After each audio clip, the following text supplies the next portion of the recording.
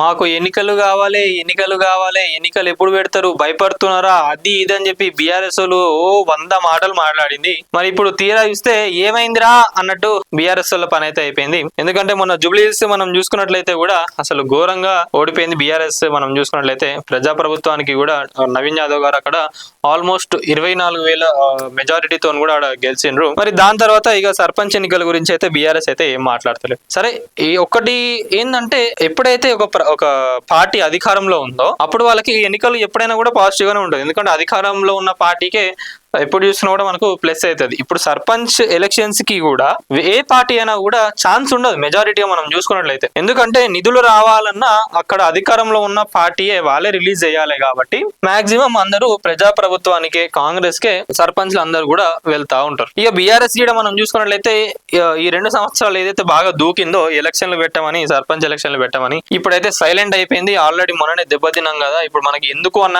Stage లకు BRS అయితే వచ్చేసింది. మరి మొత్తానికైతే కాంగ్రెస్ కూడా అసలు ఏకగ్రీవంగా ఇక మళ్ళా ఆడ ఎలక్షన్లు లేవు. ఆల్రెడీ వాళ్ళు చాలా ఏరియాలలో కూడా సర్పంచ్లను ఫైనల్ చేసేసుకున్నారు. వాళ్ళే ఆడ సర్పంచ్ అని ఫిక్స్ అయిపోయినారు. మరి మొత్తానికైతే హస్తగతం అవుతున్న పల్లెలు, కాంగ్రెస్ ఖాతాలో పడుతున్న మెజారిటీ పంచాయతీలు ఇప్పటికే ఏకగ్రీవాల పేరుతో కాంగ్రెస్ జెండా రెపరెపలు. మరి బీఆర్ఎస్ ఏమో మా దాంట్లో కూడా ఏకగ్రీవాలు చాలా జరుగుతున్నాయి, బీఆర్ఎస్ ఉంచాలని చెప్తా ఉన్నారు. కానీ అది కేసీఆర్ గారి కాన్స్టిట్యున్సీ ఏదైతే ఉందో అక్కడ ఇక మరీ గలీజ్ ఉంటది కదా, ఆడ కూడా గెలవకపోతే అన్నట్లుగా ఆడ కొంతమంది ఎవరైతే 4-5 సర్పంచ్లు ఉన్నారో వాళ్ళే అక్కడ ఏకగ్రీవంగా అయినట్టు దాన్ని పట్టుకొని ఇక మరి చెప్పుకోకపోతే గలీజ్ ఉంటది అని చెప్పి బీఆర్ఎస్ నాయకులు అందరూ కూడా, బీఆర్ఎస్ నాయకులు, కార్యకర్తలు వాళ్ళందరూ కూడా చెప్పుకుంటా ఉన్నారు మా దాంట్లో కూడా ఏకగ్రీవాలు అవుతున్నాయి అని చెప్పి. కానీ ఇప్పుడు బీఆర్ఎస్ నుంచి ఎవరైనా లించ్ ఉన్నా లేదా బీజేపీ వేరే పార్టీ అంటే వాళ్ళందరూ కూడా ఇండిపెండెంట్ గానే డిఫరెంట్ గుర్తులతోని లించ్ ఉంటారు. కాకపోతే ఏంటంటే పలానా పార్టీ నుంచి అన్నట్లుగా ఆ పార్టీ వాళ్ళు వాళ్ళని పుష్ చేస్తారు. కానీ లాస్ట్ లో ఏమైతుంది అంటే నిధులు రావాలంటే అధికార పార్టీ దగ్గరికే పోవాలి. కాబట్టి మళ్ళీ లాస్ట్ లో ఏమైతుంది, గెలిచిన వాళ్ళందరూ కూడా మళ్ళీ కాంగ్రెస్ లోకి రావడం జరుగుతుంది. దీని అయితే నేను అట్లా వచ్చినా కూడా తప్పని అన్నాను. ఎందుకు అంటే ఎమ్మెల్యేలే మారినప్పుడు వాళ్ళు ఏమున్నదండి, సర్పంచ్లు, ఆఫ్టర్ ఆల్ సర్పంచ్లు వాళ్ళు, ఎమ్మెల్యే ఎక్కడ, సర్పంచ్లు ఎక్కడ, ఎమ్మెల్యేలే జంప్ చేస్తారు. మేము కాన్స్టిట్యున్సీని డెవలప్ చేయాలి, మేము కాన్స్టిట్యున్సీకి మంచి నిధులు తేవాలి, మా నియోజకవర్గాన్ని అట్లా చేయాలి, ఇట్లా చేయాలని చెప్పి నీతి మాటలు మాట్లాడుతూ ఉంటారు కదా. ఇక వాళ్ళే జంప్ చేసినప్పుడు వీళ్ళది ఏమున్నది, సర్పంచ్లదు. అందుకనే సో ఇట్లాంటిది కూడా మళ్ళీ ఏమైనా జరుగుతుందేమో అని చెప్పి బీఆర్ఎస్ కూడా సైలెంట్ గానే ఉన్నారు. అందుకే ఇక మొత్తానికి అయితే కాంగ్రెస్ అయితే మంచిగా దూసుకుపోతుంది. అధికారికంగా పార్టీ గుర్తులు లేకపోయినా కాంగ్రెస్ నాయకులు ముందంజలో ఉన్నారు. అదే నేను మీకు ఆల్రెడీ చెప్పింది. బీఆర్ఎస్ నుంచి పంచాయతీలలో స్పందన కరువు, అభ్యర్థుల ఎంపికపై దృష్టి పెట్టలేని స్థితిలో బీఆర్ఎస్ తూతూ మంత్రంగా పేర్లు ప్రకటిస్తున్నారు. అభ్యర్థులు ఎంపిక తలనొప్పి వద్దనుకున్నారు. ఇది కూడా నిజంగా చెప్పాలంటే తలనొప్పి అది అభ్యర్థుల ఎంపిక కూడా. ఇప్పుడు ఆడ బీఆర్ఎస్ నుంచి అక్కడ ఒక సర్పంచ్ ని పెడితే నేనేం పాపం చేసినా, నేనేం చేసినా అని చెప్పి ఇంకొకటి ఎగురుకుంటూ వస్తూ ఉంటాడు. ఈ తలకే నొప్పి కూడా ఎందుకు అని చెప్పి అనుకున్నట్టున్నది. మరి కాంగ్రెస్ అయితే వేరే గుర్తులతోనే చాలా మంది లించున్నారు.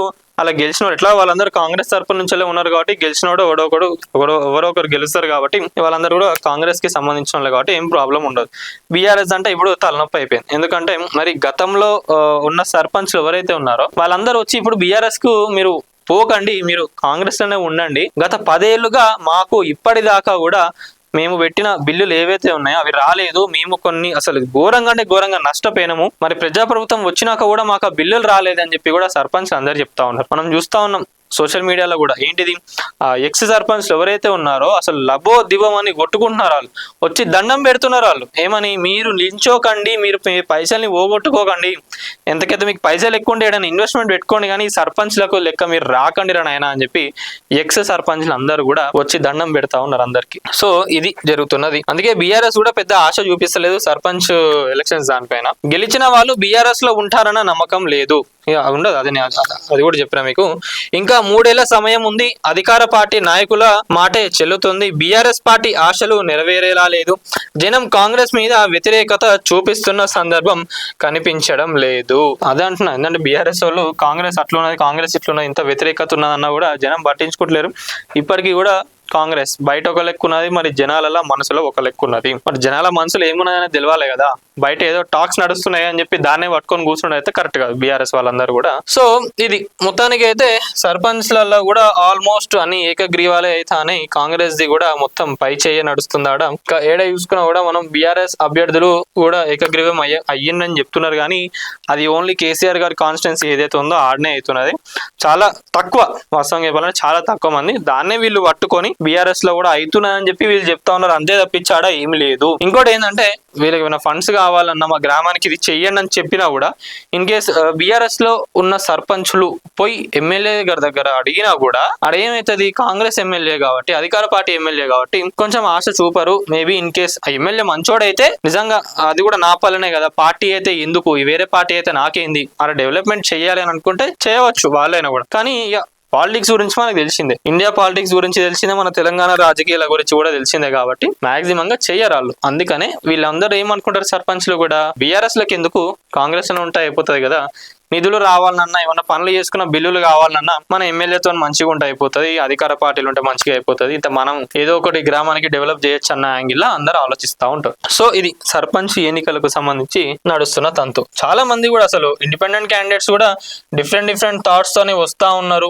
వాళ్ళు కూడా ఏంటంటే మా గ్రామానికి అది చేయాలి, మేము మా గ్రామానికి ఇట్లా డెవలప్ చేస్తామని వస్తూ ఉంటారు చాలా మంది కూడా.